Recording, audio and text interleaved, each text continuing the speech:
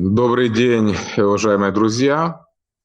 Сегодня у меня в гостях уникальный знаковый человек. Это Георгий Барамидзе, известный грузинский политик, но помимо этого человек, который прошел совершенно разные ступени государственных должностей государственного управления. Он прошел путь от депутата парламента в начале практически первых лет существования Грузии, был министром внутренних дел на разных этапах, министром обороны, министром европейской интеграции, вице-спикером парламента. И в ноябре 2007 года был исполняющий обязанности премьер-министра Грузии. Это канал Института Дунайских исследований, и мы занимаемся аналитикой, общаемся с теми людьми, которые интересны для нашего Дунайского региона, региона Черного моря, Балкан. Господин Варамидзе, огромное спасибо, что вы нашли время сегодня включиться к нам в эфир. Спасибо за приглашение. Слава Украине. Героям слава. Спасибо вам еще раз. И знаете, я хотел бы в нашем эфире несколько таких вопросов задать, осветить. Это первые, наверное, исторические моменты, потому что действительно общаться с людьми, которые в свое время, там, я помню эти фотографии, когда вы с Рамсфелдом встречались в Соединенных Штатах Америки, и это революция РОС, все эти события, которые наложили отпечаток на события в Европе вообще, и на ход, курс Европы, Украины в том числе. И вы один из, наверное, ключевых базовых людей, которые очень долго в грузинской политике видели все, всех, и очень интересно с вами пообщаться. Скажите, пожалуйста, как вы ретроспективно оцениваете революцию РОС спустя этот весь период? Режим Иванишвили – это логическое последствие или, наоборот, откат? Вот как вы уже изнутри, из опыта вашего с этих лет оцениваете то, что было? Еще раз приветствую вас, приветствую ваших зрителей. И спасибо огромное за такие лестные слова. Конечно, я не считаю, что я этих заслуживаю, да, но в том смысле, что я действительно очень много видел грузинской политики, начиная с 1988 года и до сегодняшний день. Это правда, что действительно я имел честь практически работать со всеми важными политическими фигурами в Грузии, а также иметь честь быть в правительстве президента Саакашвили, быть вместе с ним и спокойным Зурабом Жуанием во время революции РОС, когда мы вместе смогли ненасильственно сменить правительство Шеварднадзе и вместе начать те реформы, которые действительно уникальные в мире, которые были отмечены Международным валютным фондом, Мировым банком, что Грузия стала реформатором номер один. Именно это, отвечая на ваш вопрос, уже переходя на ваш вопрос, очень сильно будоражило путиновскую Россию, которая не смогла выветрить из себя вот этот вот эти имперские амбиции, и которая считает, как мы знаем, его заявление, его фразу, что развал Советского Союза – это огромная или самая большая геополитическая катастрофа, которую он считает, которая произошла в 20 веке. А мы, наоборот, считаем, что это было закономерно, так же, как и восстановление суверенитета и независимости Грузии. После того, как в 1921 году мы воевали против Советской России, и Россия завоевала Грузию насильственно, оккупировала, и потом уже присоединила к Советскому Союзу. Так же, как и закономерно, что Украина независимые балтийские страны.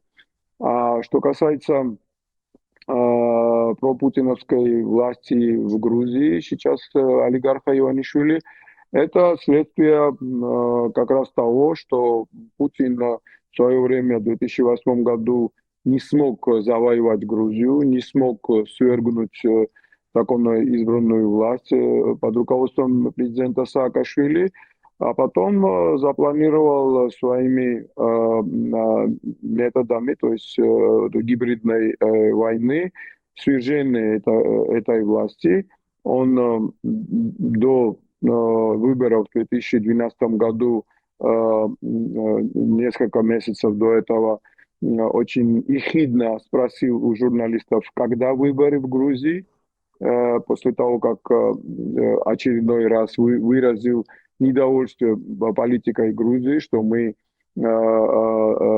твердо стали на путь вступления в Евросоюз, на путь вступления в НАТО и на путь строительства действительно демократического государства, которое было невыгодно Путину, потому что Путину невыгодна ни одна демократия вокруг России, потому что потом российский народ потребует того же самого. Поэтому вот действительно в 2012 году они без преувеличения провели спецоперацию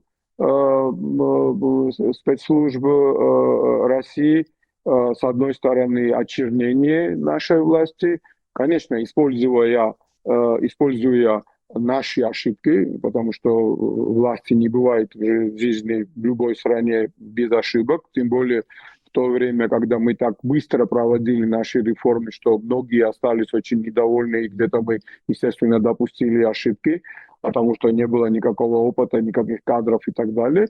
С одной стороны, а с другой стороны, наобещав грузинскому народу золотые горы путем вот этого олигарха, ну, тогда миллиардера Иванишвили, который сделал свое состояние в России и сказал, что вот я вам раздам деньги, у вас все будет, рабочие места, все хотите, все, что хотите, все будет.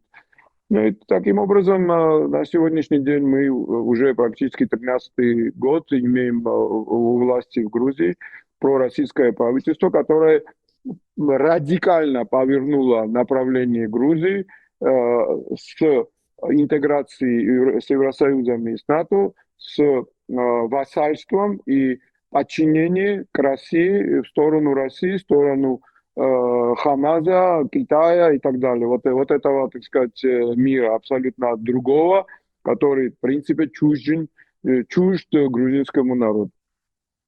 Спасибо. Я хорошо помню, я был на то время депутатом парламента, 8 августа 2008 года, когда произошло нападение России на Грузию. И я внутри нашей Верховного Совета, Верховной Рады видел, когда многие те парламентарии, министры, которые, казалось бы, проевропейской коалиции, да, коалиция Ющенко и Тимошенко, как-то очень так нехотя голосовали за резолюцию, которая поддерживала Грузию. Тогда еще у нас не было такого понятия открытого, как пятая колонна, но тогда уже, помню, у многих были сомнения. Я, к слову, хочу отметить, что тогда именно позиция президента Ющенко у нас в зале, когда мы собирались на внеочередное заседание, это было стоя, даже там какие-то кресла ремонтировались, и он проявил необычайную для него жесткость, потому что он человек очень мягкий, интеллигентный, и он продавил эту резолюцию в поддержку, и думаю, что это для нас всех, мы тогда не поняли, но это был звонок о том, что Россия не остановится, и Путин не остановится. Скажите, пожалуйста, в связи с этим вопрос, как вы считаете, насколько кейс вот это признание Косово, который был тогда в Европе, в мире, повлиял на решение Путина развязать войну против Грузии и признать независимость частей Грузии, Южной Осетии, Абхазии, нарушив Конституцию Грузии? Или это было запланировано независимо от Косово? Или все же это было каким-то прецедентом? Вы как политик глобального масштаба, как вы это оцениваете? Ну, в первую очередь, я хочу действительно поблагодарить украинский народ и представителей украинского народа, парламентариев, которые поддержали Грузию, приняли эту резолюцию. Также президента Ющенко, который после полномасштабного вторжения России в Грузию 7 августа 8 были уже основные действия, но поздно вечером 7 августа они уже были на территории Грузии, и мы начали, так сказать, отвечать на их вторжение. Приехал в Грузию вместе с президентом Качинским и президентами трех балтийских стран и физически был рядом с нами на площади перед парламентом, которая для России тогда была легитимной целью, то есть они могли абсолютно, не стесняясь, как мы видим на примере Украины, разбомбить мирное население и парламент, и все что угодно для того, чтобы достичь своих целей. И вот физически президент Украины был рядом с грузинским народом, был рядом с президентом Саакашвили, со всеми нами. Мы, конечно, были вместе там. И это была огромная поддержка, огромная моральная поддержка, политическая поддержка и давление не только на Россию, но и на наших друзей, западных, так сказать, партнеров, европейцев и американцев, чтобы они предприняли те шаги, которые были необходимы для того, чтобы остановить Россию, которая, конечно, мстила Западу. И Косово была одна из поводов и одной из целей отомстить Западу. И Путин сказал, что так и сказал, что после провозглашения независимости Косово, что Запад заплатит за это, и Запад, соответственно, будет больно Западу. То есть тогда слабое звено была Грузия, и, естественно, это было наименьшим, так сказать, наименьшим путем как бы сопротивления для России, чтобы Россия очень легко смогла как бы отомстить и за Косово, и за все те движения, которые предыдущие годы начались и в Грузии, и в Украине, и в других государствах в сторону интеграции с НАТО, с Евросоюзом. Вот за все это отомстить, за развал Советского Союза и так далее. Но Косово также была одной из причин. Ну и мы считаем, что мы до сих пор не признаем независимости Косово. Мы до сих пор считаем, что это было не совсем правомочно, не совсем целесообразно по многим причинам, потому что это действительно открыло ящик Пандоры и дала вот этот повод России вот этих провозглашений. И как мы знаем, что Россия провозгласила независимыми уже оккупированные территории Абхазии и Южной Осетии. К счастью, из-за политики не non-recognition, так сказать, не провозглашения с помощью Соединенных Штатов Америки и Евросоюза и всех наших друзей эти оккупированные территории были признаны только лишь Россией, там Никарагуа и Науру. И вот последние несколько лет тому назад Сирия. Сейчас мы надеемся, что Сирия обратно возьмет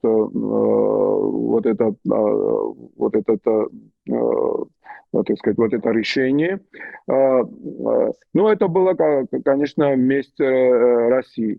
Что касается, в двух словах, того, что было явно и абсолютно предугадаемо, президент Саакашвили еще тогда говорил, что даже до вторжения во время саммита НАТО в Бухаресте, что если вы сейчас не дадите Грузии и Украине ПДЧ и вы не покажете единства, Россия будет атаковать Грузию. Он это говорил.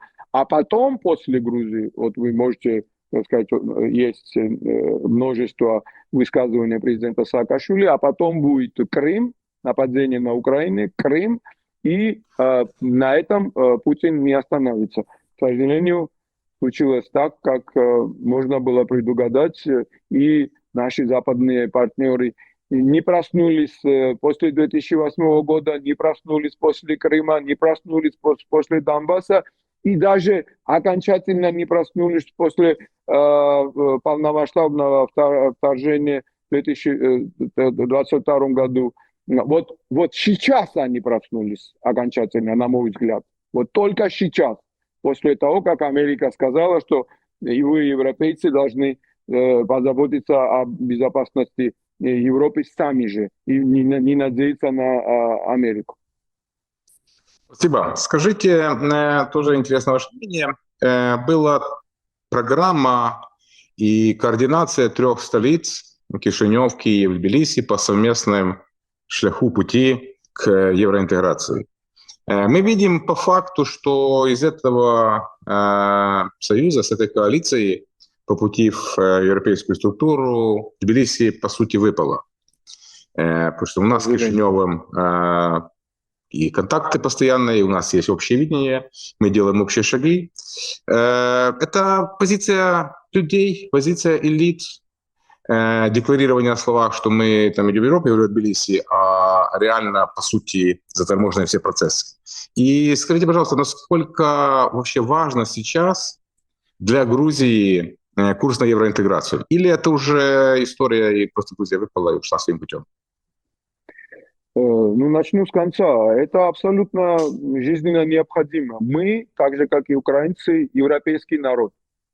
Можно сказать, мы горды тем, что мы один из самых древних европейских народов, так как мы один из древних христианских наций в мире. Как вы знаете, в то время Европа как бы отождествлялась с христианством.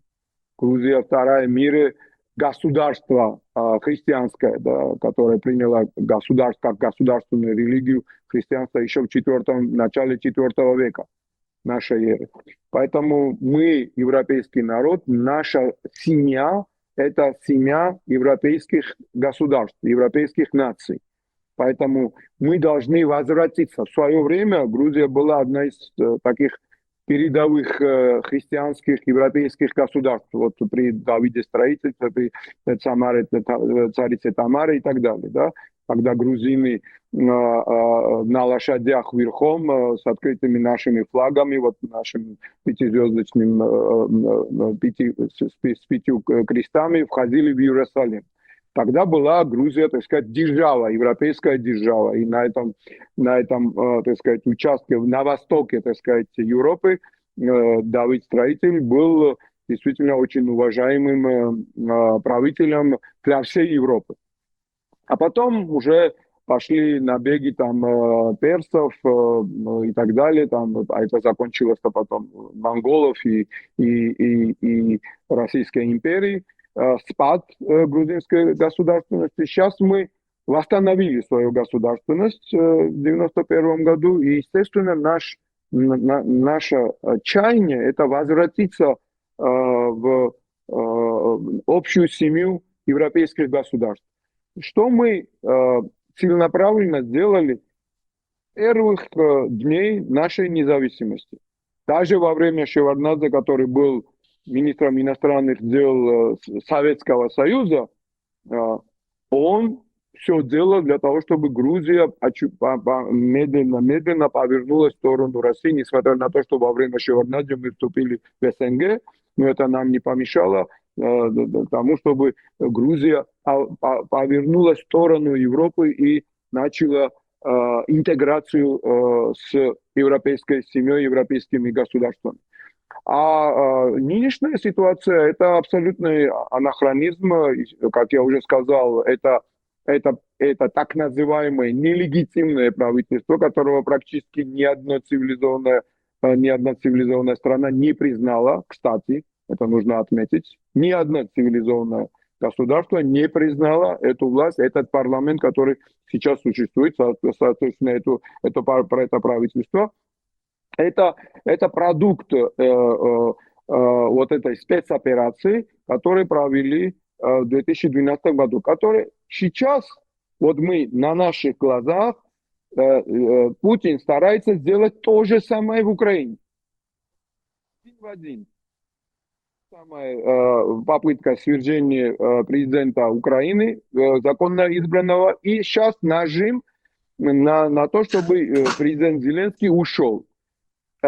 Кто уйдет, кто придет, это дело украинского народа.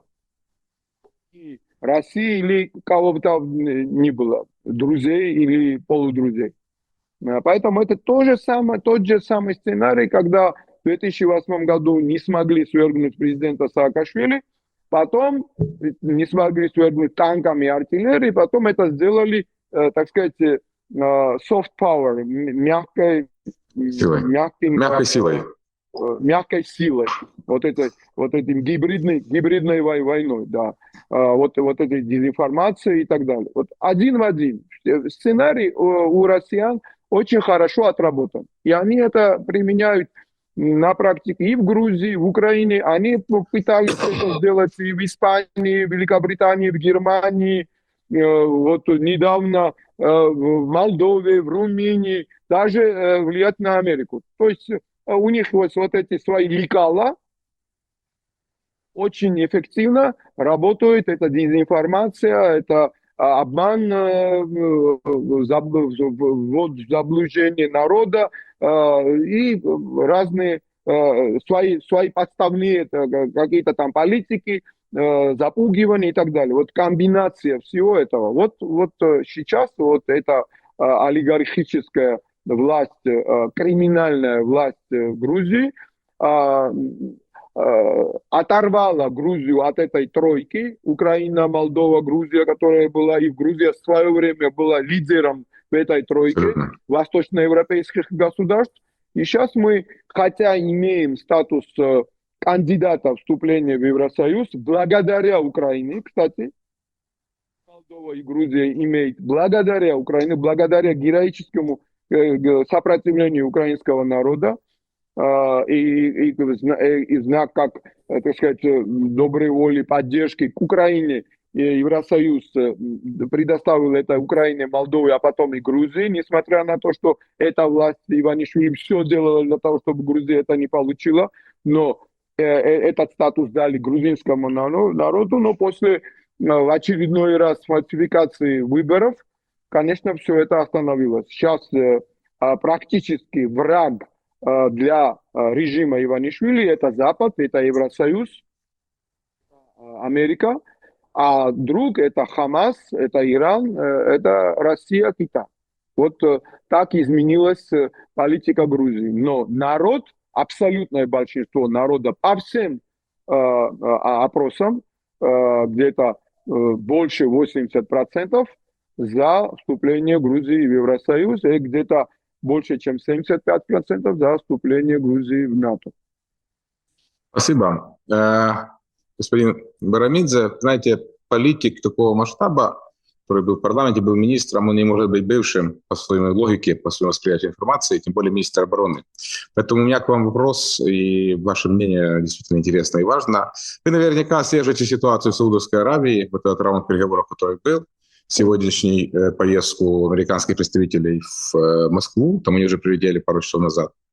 Предложение Трампа, вообще весь этот кейс вокруг украинского, назовем так, перемирия, который последнюю неделю разворачивается. Как вы его оцениваете? Это жизнеспособная история, не жизнеспособная?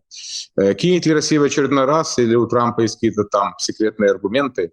Или это просто идет такая попытка на 4 года заморозить на период каденции Трампа? Как вы, как профессионал, оцениваете то, что сейчас происходит вообще с этим кейсом саудовским? Ну, сейчас точно предугадать конкретные действия президента Трампа, наверное, думаю, что даже он не может предугадать. Не возьмет на себя ни один серьезный человек, ни один серьезный политик. Но мы знаем, какие объективные интересы Америки. Объективные интересы Америки не может, объективным интересом Америки не может быть, чтобы сдать Украину. Это не объективный интерес Америки. Это не объективный интерес народа Америки. Объективный интерес Америки не является том, что там противоречить или войти в конфронтацию с Евросоюзом, с Канадой и так далее. Но я думаю, что это какие-то маневры президента Трампа, который привык действовать как бизнесмен, поднажать и получить максимум. В принципе, это не трагично, если в конечном итоге не разрушить действительно тело тех отношений, которые многие десятки лет после Второй мировой войны Америка строила вместе с остальным западным миром. То есть Америка, естественно, является стержнем безопасности для мирового порядка и стержнем и как бы объединяющим весь цивилизованный западный мир. Поэтому я думаю, что нам еще предстоит очень многое увидеть, как процессы будут продолжаться. Что касается недавних переговоров, я хочу поаплодировать президенту Зеленскому и его команде за то, как они ведут вот этот процесс. С одной стороны, показывая, что у Украины, хотя Украина в очень тяжелом положении, есть своя гордость, свой суверенитет, свою государственность. И с Украиной нельзя относиться как вот к каким-то там второстепенным государством и пользуясь тем, что Украина в тяжелой ситуации. Украина держится очень достойно во всех отношениях. И и президент Зеленский действительно олицетворение этого. С другой стороны, вот эти последние переговоры, когда Украина заявила то, что всегда заявляла, что Украина хочет мира. И все знают, и президент Трамп сам недавно заявил, и госсекретарь Рубио, что больше, чем Украина, мира не хочет никто. Естественно, вся эта катастрофа, вот эта война, вот это вторжение, в основном происходит на территории Украины, да, вот по-прежнему там в Курске что-то там есть, какие-то там, я говорю, наши части, потому что я тоже считаю себя воином Украины, я горжусь тем, что с 24 февраля 2022 года я находился в Украине, я был рядовым, несмотря на то, что я был министром внутренних дел, рядовым в легионе, грузинском легионе, который с 2014 года воюет за Украину. И Украина хочет мира. Это абсолютно очевидно всем. Но Украина не может уступить то, что не может уступить. То, что зафиксировано в Конституции. Это территория Украины, суверенитет Украины. А также Украина не может вот так взять и отказаться от НАТО, от Евросоюза. И абсолютно нормально, что президент Украины старается максимум достичь для того, чтобы у Украины после перемирия и, дай бог, после, так сказать, установления мира иметь гарантии безопасности, чтобы Россия через год, через 2, через 10 опять не напала. А что касается, наверное, на сегодняшний день оккупированных территорий, они обязательно вернутся к Украине, но уже вот теми методами, которым методом, например, Германия вернула свои территории после советской оккупации. Прошло много лет, но мирно Германия вернула свои территории. Я уверен, что столько времени не понадобится Украине, чтобы вернуть и Крым, и другие оккупированные территории. Главное, чтобы сейчас Украина достигла твердого мира на основе силы, которая будет поддерживать вот этот мир, и это будет жизниться на военной помощи, на военном присутствии западных стран, с согласием, естественно, Украины на территории Украины. Спасибо, спасибо. Тоже на это все надеемся. Еще два коротких вопроса, которые интересны нашим зрителям, и думаю, что ваша тоже позиция будет интересна. Я, к слову, по поводу мягкой силы. Вы знаете, я вчера буквально приехал в Болгарию. Там уникальная история, поскольку наш институт дунайских исследований занимается Балканами, занимается дунайскими странами, исследованием внутренних процессов. Так вот, там было, так слово, о вмешательстве России в разные внутренние дела разных стран.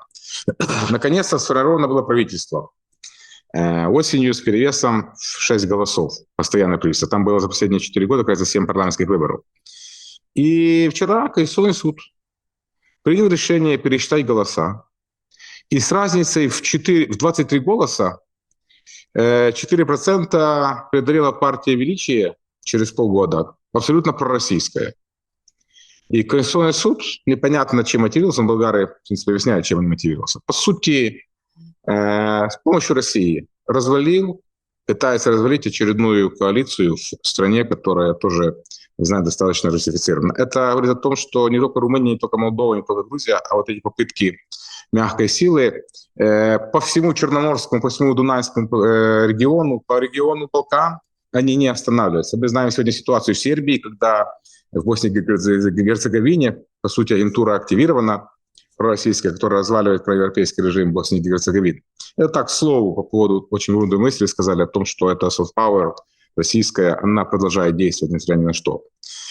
Скажите, пожалуйста, Южный Кавказ, насколько реально возобновление войны между Баку и Ереваном, и насколько там сейчас ситуация, или то, что сегодня подписан мирный договор, там публиковали, что министр иностранных дел Азербайджана сегодня публиковал, что они с Арменией подписали наконец-то мирный договор, конкретно сегодня. Насколько это документ в долгую, или это тоже тактическая вещь? Насколько взрывоопасна ситуация между Ереваном и Баку?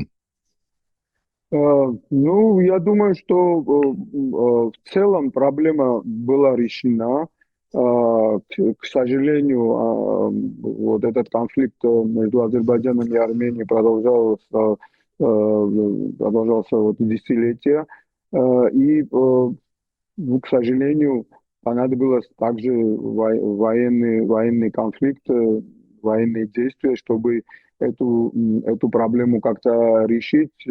Сепаратизма в Азербайджане. Мы всегда поддерживали территориальную целостность Азербайджана, так же, как и Украина.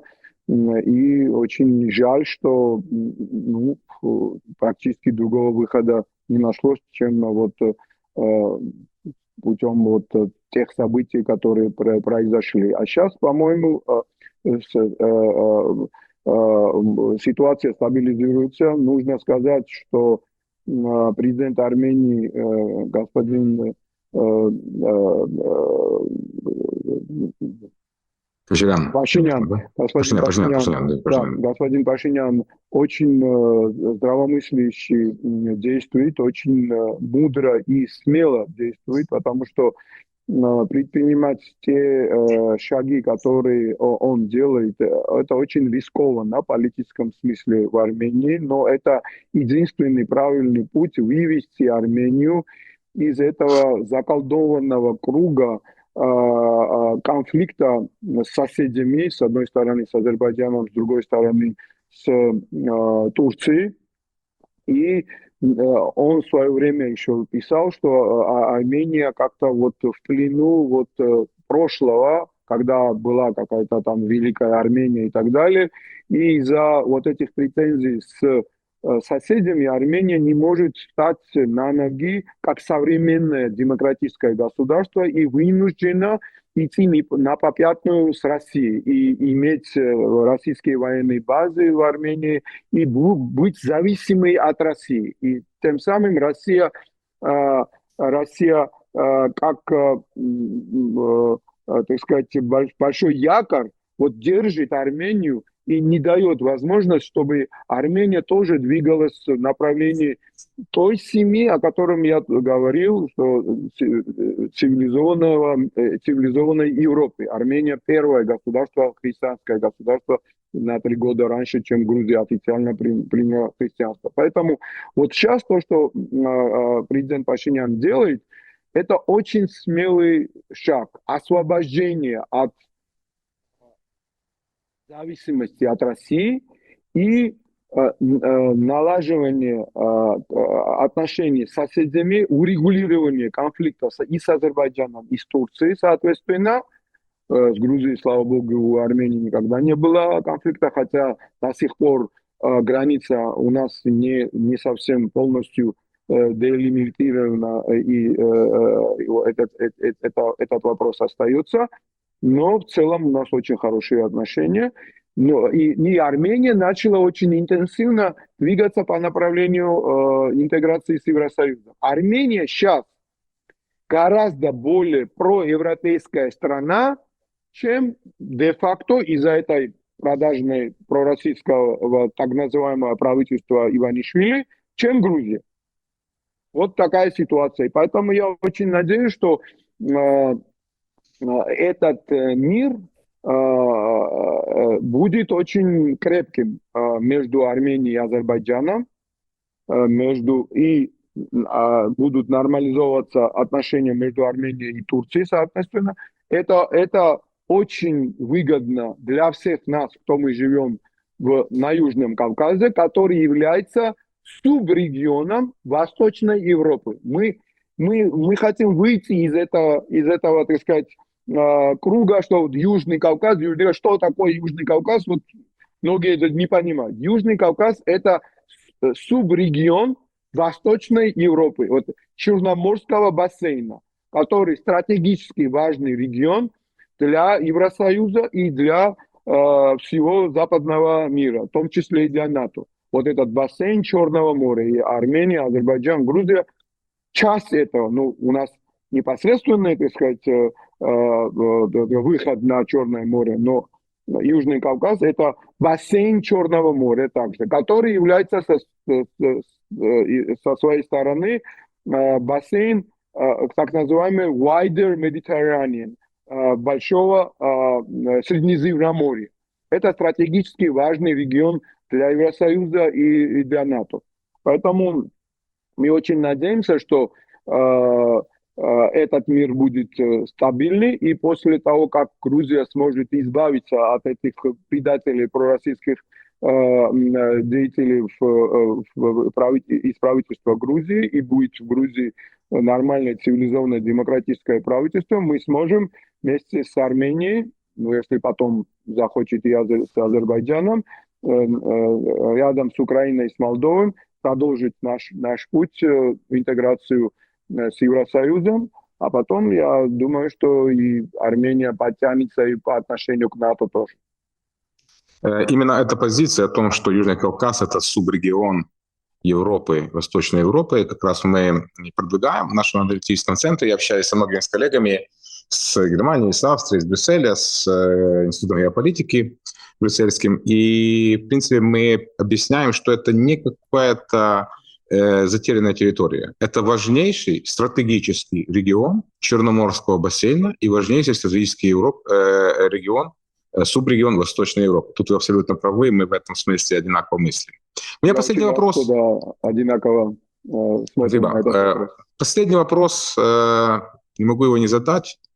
Это вчерашний или позавчерашний приговор Михаилу Саакашвили. Знаете, он был в Одесской области губернатором, он работал в Украине. Я трижды избирался в парламент и все время был депутатом по мажоритарному большому округу как раз в Одесской области. Сейчас возглавляю Одесский районный совет, 1,5 миллиона жителей. И несмотря ни на какие разные тенденции, течения, информации, это достаточно яркий, очень яркий человек. Скажите, пожалуйста, вчерашний приговор мы посчитали там 9 лет за какие-то преступления, выдуманные, невыдуманные на территории Грузии. Какая дальше судьба? Как сложится судьба Михаила Саакашвили? Что должен сделать он или власть, или кто, чтобы он был помилован указом президента? Пойдет ли он на это? Вы его знаете хорошо, вы владеете ситуацией внутри Грузии. Какая дальнейшая, как сложится его судьба? Михаил Николаевич Саакашвили. Спасибо за этот вопрос. В первую очередь я хочу сказать, что Михаил Саакашвили очень гордится тем, что он грузин, и очень гордится тем, что он гражданин Украины. И тем, что он в свое время смог сделать то, что мог, для того, чтобы важнейший регион для Украины, Одесса и Одесский регион, начал развиваться и был действительно крепким звеном в общей семье, украинской семье. Он еще тогда говорил, что Россия попытается захватить Одессу и напасть на Украину и так далее. Вы помните, конечно, лучше меня, сколько он сделал для того, чтобы вот эта дорога Одесса-Рени, которая сейчас дорога жизни для многих украинцев и для экономики Украины, была действительно построена. И Он действительно деятель огромного масштаба, который сейчас мог бы, если бы он был бы на свободе, помогать Украине, потому что он прекрасно знает и просто личных дружеских отношениях с президентом Трампа, с другими лидерами мира. Он тот человек, который все это предугадывал и предсказывал, и говорил, предупреждал западных политиков. Тогда его считали, что он не совсем, так сказать, нормальный, там он что-то там он бредит и так далее. Сейчас все видят, что его эти слова, его предсказания были абсолютно верны, и надо было его слушать. И он, естественно, также гордится тем, что он до сих пор является на посту центральном правительстве, центральном, так сказать, власти в Украине. Он руководитель, ну, формально до сих пор руководитель Совета реформ при президенте Украины в администрации президента Украины. Он очень благодарен украинскому народу и президенту Украины что они поддерживают его и неоднократно просили правительство Грузии дать возможность президенту Саакашвили выехать в Украину для лечения. Что касается его приговора, раньше ему, так сказать, старались как-то предъявлять претензии, что он украл сколько-то там миллиардов, там 90 или 19 миллиардов. Ни одного цента, естественно, не нашли, потому что президент Саакашвили все делал для страны. У него даже, многие не верят, нет своей квартиры в Грузии. Единственный дом у президента Саакашвили это в Киеве, под Киевом. После он смог построить, как он был на постах. И единственный дом, он разрушил дом своей бабушки, чтобы построить библиотеку для людей, президентскую библиотеку. Вот такой он человек. И в Грузии у него 70 квадратных метров в деревне в Карелии, и виноградник 1,5 гектара. Вот его имущество в Грузии. И ему сейчас вынесли приговор для того, чтобы... Они сказали, конечно, ничего не нашли, что он что-то украл. Они сказали, что те деньги, которые тратились президентской администрацией, они были неправильно потрачены. Если, когда мы принимали президентов там, Буша, Байдена, в гости был Трамп, Хиллари Клинтон. Вот это все неправомочные прокуратуры, подчиненные Иванишвили, неправомочные траты. В том числе и венок, который он поднес на могилу президента Качинского, вот они это считают неправомочной тратой денег. А вот принять коммуниста, депутата Гаврилова из Российской Думы здесь и напоить его вином, это правомочные траты. Поехать в Тегеран для того, чтобы принести свои соболезнования насчет кончины лидера Хамаса, это правомочные. А вот поехать в Варшаву и принести цветы на могилу Качинского или там Прагу там, на могилу Вацлава Хавела, это неправомочные. Вот что инкриминировали президенту Саакашвили. Естественно, там еще там вопросы, там какие-то он подарки делал представителям других государств. Это работа дипломатическая, в том числе для того, чтобы были непризнаны оккупированные территории Грузии. Где-то там он кого-то там пригласил на обед, там его медицинские какие-то там расходы президента. Все. Предъявили ему как обвинение, и за это присудили 9 лет. Это, конечно, вендетта Путина, президента Саакашвили, который не сдал Грузию, который сделал первым то, что потом сделал президент Зеленский, который вы ему говорили, что вот мы пошлем вам самолет, посадите своих близких, там, команду свою и улетайте из Грузии, потому что на вас напала Россия, у вас шансов нет. Он сказал, нет, я никуда не улечу, я сделаю все для того, чтобы защитить свой народ. Вот это Путин ему не простил. Путин обещал громогласно перед прессой, что он повесит за определенный помним частный это. бизнес. Да. И вот эти подчиненные Путина сейчас осуществляют эту вендетту Путина против президента Саакашвили. Поэтому, естественно, президент Саакашвили наряду с другими политическими деятелями, сейчас, которые и борцами за свободу и независимость и европейское будущее Грузии находится под стражей, это он политически заключенный.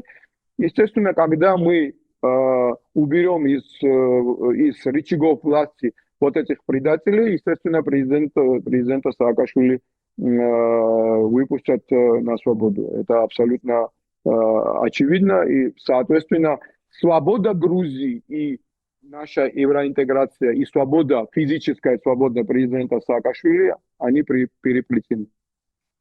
Спасибо большое. Спасибо за это интервью. Это было интересно. У нас в гостях, это Институт гнатских исследований, наш YouTube-канал. У нас в гостях был не просто политик, а был государственный деятель Грузии Георгий Барамидзе. Спасибо вам, что нашли время сегодня быть с нами. И главное, большой друг Украины. Спасибо. До побачення. Слава Україні. До побачення.